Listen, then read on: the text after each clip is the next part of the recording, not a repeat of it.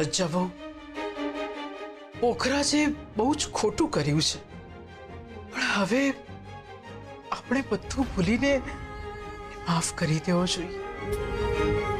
મોટી બા,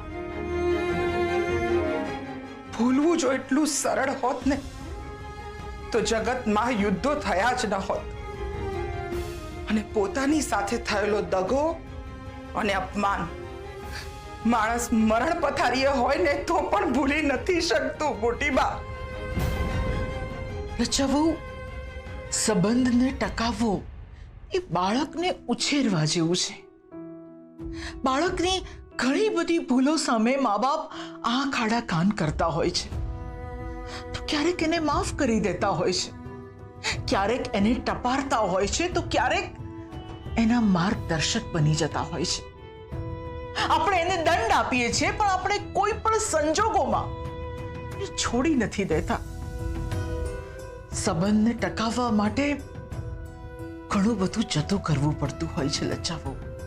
કેટલું જતું કરવું અને શું જતું કરવું એની પણ એક મર્યાદા હોય છે. મોટી બા, હું સમજી શકું છું મોટી બા કે તમે એના માં છો, એટલે તમે એમને માફ કરી શકો છો, પણ હું એમને ક્યારેય માફ નહીં કરી શકું. હું એ ક્યારેય નહીં ભૂલું કે એમણે મારી સાથે દગો કર્યો છે. એક સ્ત્રી જેને પ્રેમ કરે છે ને એને ક્યારેય વહેંચી નથી શકતી,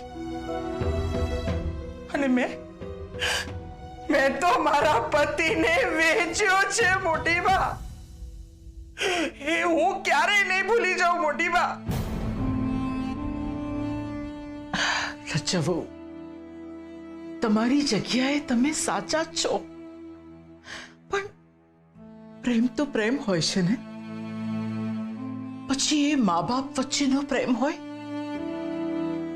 કે પછી એ પતિ પત્ની વચ્ચેનો પ્રેમ હોય કે પછી એ મા ને સંતાન વચ્ચેનો પ્રેમ હોય.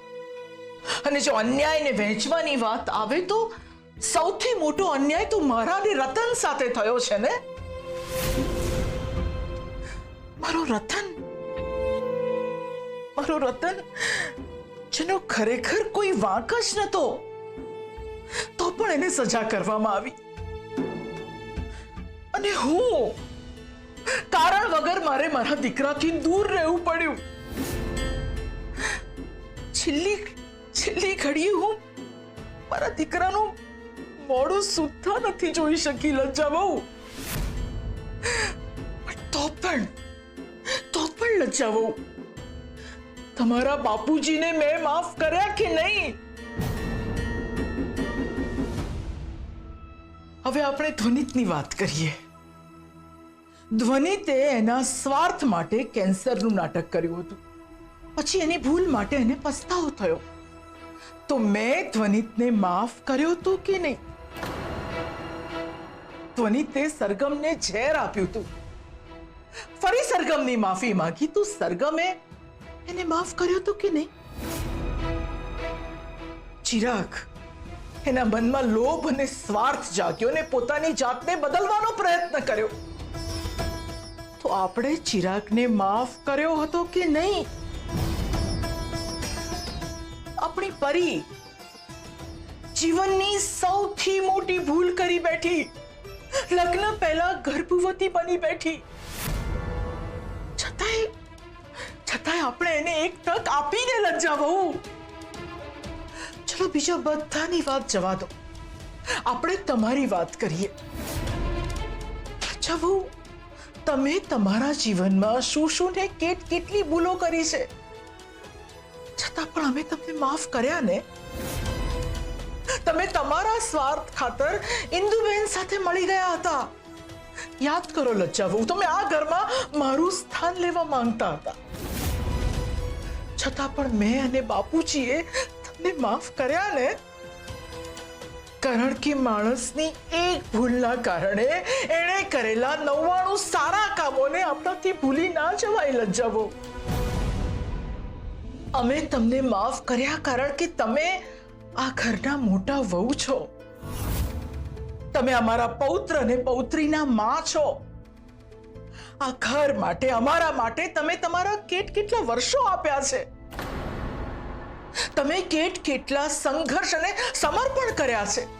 અને હવે જો અમે આ એક ભૂલ પકડીને રાખીએ તો આટલા કરેલા તમારા વર્ષો, આ પ્રેમ, આ લાગણી, આ સમર્પણ, આ બધું ઝીરો થઈ જાય, શૂન્ય થઈ જાય. લજ્જા બહુ.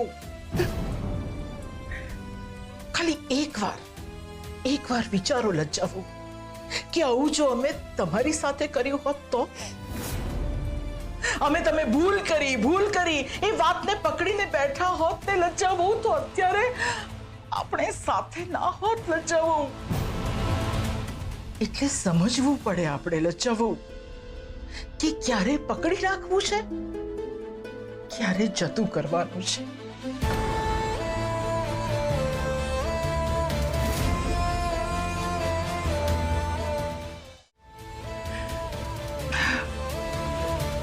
પોખરાજ, અહીંયા આવો બેટા.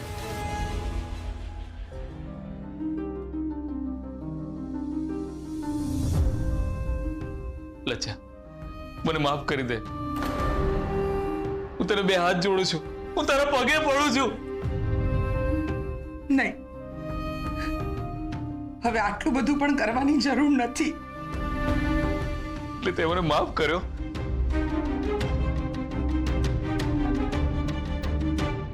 હા, તમે બંને એક નવેસરથી શરૂઆત કરો. કારણ કે જો શોધવા જઈશું ને તો જગતમાં ખામીઓ જ મળશે, પણ જો માણસો ને તો જે મળ્યું છે એ જગતનું સર્વશ્રેષ્ઠ લાગશે. અને આમ પણ સંબંધનો એ જ અર્થ છે ને કે એકની અપૂર્ણતાને બીજું પૂરક બનીને ભરી દે. પોખરાજ, હાર લાવ્યો છે ને તું? હા મોટી બા. તો લઈ આવ.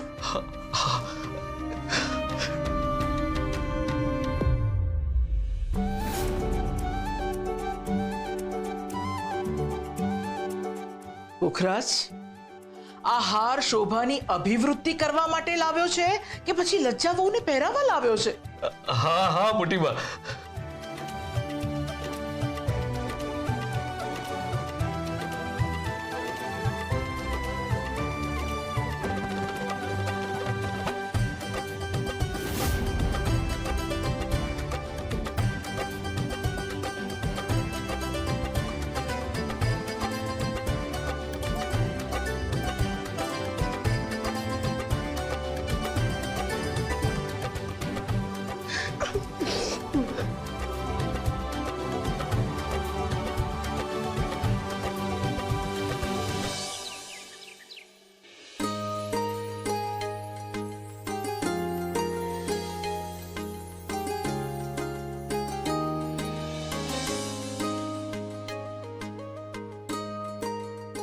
ઇન્દુબેન, કેમ છે હવે તમને?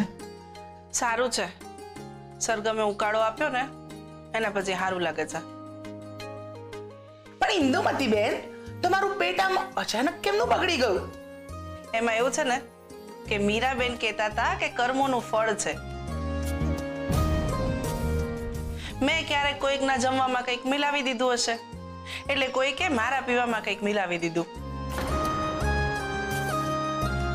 હવે જોવાનું એ છે કે એને એના કર્મોનું ફળ કઈએ મળે છે. કુંદન, અંશુએ વહુનું અસ્થિ વિસર્જન ક્યારે છે? 3 દિવસ પછી. તો એના માટે આપણે નર્મદા જવાનું છે, તો બધી તૈયારી કરી લેજો. હા.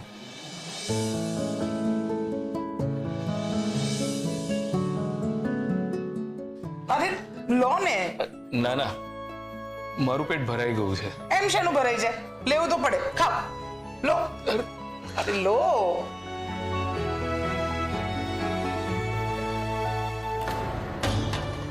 અચાનક પોખરાજ અને લજ્જા બાજુમાં કેવી રીતે બેહી ગયા?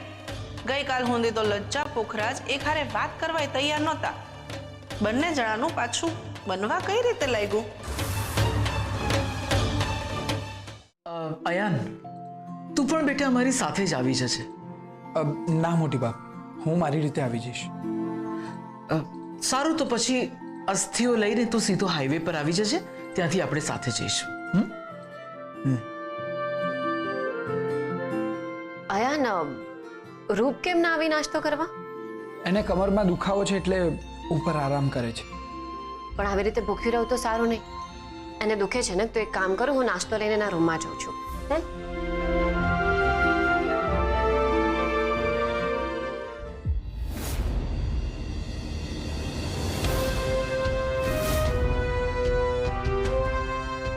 શું થયું? ક્યાં ખોવાઈ ગયા? નાસ્તો ના ફાવ્યો?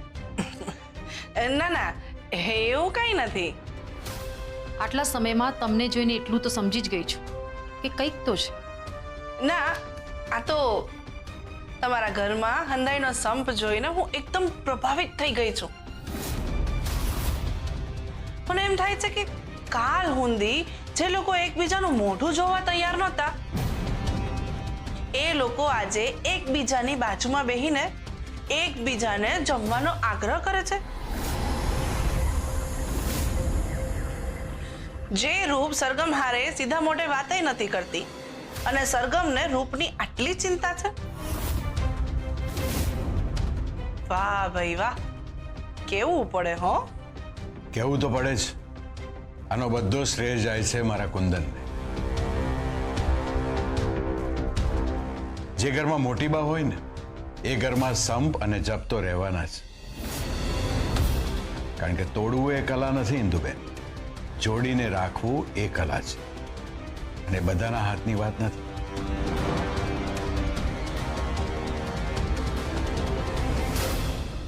અહીં તમે ખોટા છો બાપુજી. તોડવું અને વારે ઘડીએ તોડી નાખવું એ પણ એક કલા છે, જેમાં આ ઇન્દુમતીને મહારત હાસિલ છે. જે ઘરમાં ઇન્દુ હોય ને, ત્યાં ફૂટ પડીને જ રહે છે. બસ થોડા દિવસની જ વાર છે, પછી જોઈ લેજો કોણ જીતે છે ચેલેન્જ, ઇન્દુ કે મોટી બા.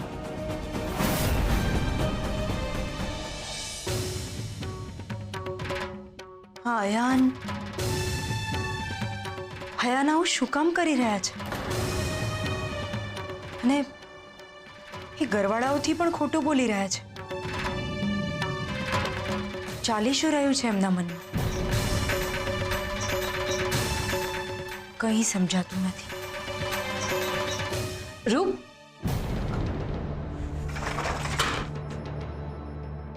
તો નીચે ના આવીને તો હું તારા માટે નાસ્તો લઈને આવી ગઈ. અહીંયા મૂકી દો, હું પછી ખાઈ લઈશ. અને આજો, હું તારા માટે શું લઈને આવી છું? આ ફોટો તું તારા પલંગની સામે લગાવજે, અને રોજ સૂતી વખતે અને ઉઠતાની સાથે જ આ ફોટો જોજે. પછી જોજે તારે પણ આવો બાલ ગોપાલ આવશે.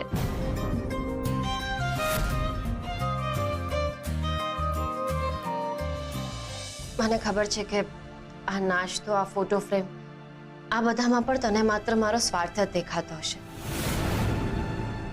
પણ એવું નથી. મને ખરેખર તારી ચિંતા થાય છે. મને એ પણ ખબર છે કે તું આ વાત માનવાની નથી, પણ હું હમણાંથી જોઉં છું તું બરાબર ખાતી નથી, તારી સંભાળ નથી રાખતી. તારે તારું ધ્યાન રાખવું જોઈએ રૂપ.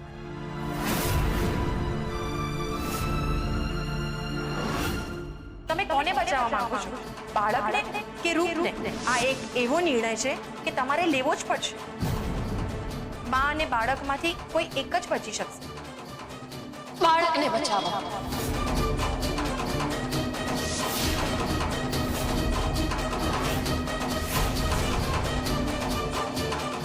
રૂપ, આ શું કરે છે? તરત હાથમાંથી લોહી નીકળે છે. આ હાથ પરનો ઘા તો સાજો પણ થઈ જશે, પણ જે ઘા હૃદયમાં લાગ્યા છે એ ક્યારેય સાજા નહીં થાય. તો કેમ આવો બોલે છે રૂપ? હું તો તારા બધા ઘા ભરવા માંગુ છું. તો અહીંયા બેસ, હું તારા માટે ફર્સ્ટ એડ બોક્સ લઈને આવું છું. એની કોઈ જરૂર નથી.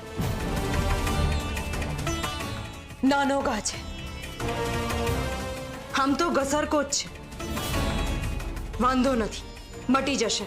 પણ રૂપ, આ કહ્યું ને મેં, એની જરૂર નથી. હું બેન્ડેડ લગાડી દઈશ. રૂપ, શું તારા મનમાંથી મને લઈને આ ગ્રંથિ ક્યારેય દૂર નહીં થાય? શું તું હંમેશા મને સ્વાર્થી અને જુઠ્ઠી જ માનીશ? ખરેખર એવું તો શું થઈ ગયું છે કે તું મને આટલી નફરત કરે છે? કારણ કે હું તો હંમેશા તારા માટે મારે આરામ કરવો છે. મને કમરમાં દુખે છે. મારે થોડી વાર સૂઈ જવું છે. જો તમને વાંધો ના હોય તો હું થોડી વાર સૂઈ જાઉં. આપણે પછી વાત કરીશું. ઠીક છે.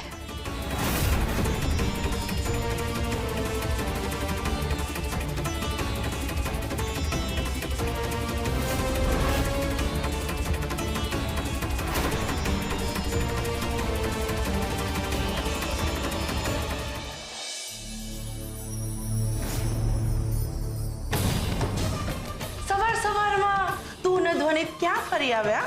બધી અપડેટ તમને આપવી જરૂરી છે.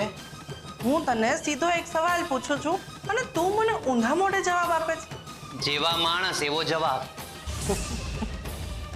હો, સીધા માણસ. તો પછી મારી એક સીધી વાત સાંભળો, જે સાંભળીને તને ખૂબ આનંદ થશે. અચ્છા, એવી તો કઈ વાત છે? તો વાત એમ છે કે તમારા પિતૃશ્રી અને તમારા માતૃશ્રી એટલે કે લજ્જાબેન અને પોખરાજભાઈને ફરી બનતું થઈ ગયું છે. એમનો અમર પ્રેમ અમર થઈ ગયો છે. તમારી રમતો છે ને તમે તમારા સુધી સીમિત રાખજો. મોટી બાએ તમને આ ઘરમાં આવવા દીધા એનો મતલબ એ નહીં કે તમે ઘરમાં ફૂટ પડાવશો. હું ફૂટ પાડું છું? અરે મેં તો મારી આંખે જે જોયું છે ને ખાલી એ કીધું જ છે. અચ્છા, એટલે તમારું કહેવું એવું છે કે મારી મમ્મી એ વ્યક્તિ સાથે વાત કરતી હતી અને તમે જોયું એમ? વાત કરતા નહીં, આગ્રહ કરીને જમાડતા જોયા. લો ને, લો લો લો ને. કેટલું ખોટું બોલશો તમે? તમને શરમ નથી આવતી? મારી મમ્મીને હું બરાબર ઓળખું છું. મારી મમ્મી એ વ્યક્તિ સાથે વાત જ ન કરી શકે. એમ એમ જ. ચિરાગ, તું બહુ ભોળો છે. આજે સવારે તારા મમ્મી અને પપ્પા બે જણા હારે બેહીને એકબીજાને પ્રેમથી નાસ્તો કરાવી રહ્યા હતા. અને જો હું ખોટું બોલતી હોય, તને મારી પર વિશ્વાસ ન આવતો હોય તો જા જઈને તારા મોટી બાને પૂછી જો. એ તો ખોટું નહીં બોલે ને, એ તો સત્યની દેવી છે. તું એમનો વિશ્વાસ કરીશ કે નહીં?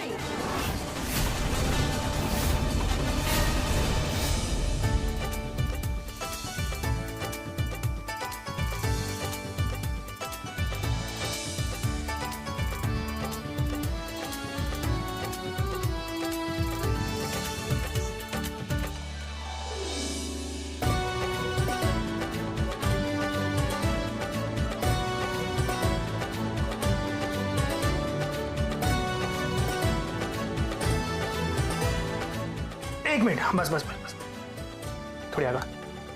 હા, ઓકે. જો આજે નવો કેમેરા લીધો છે અને સૌથી પહેલો ફોટો સ્માઈલ. હા,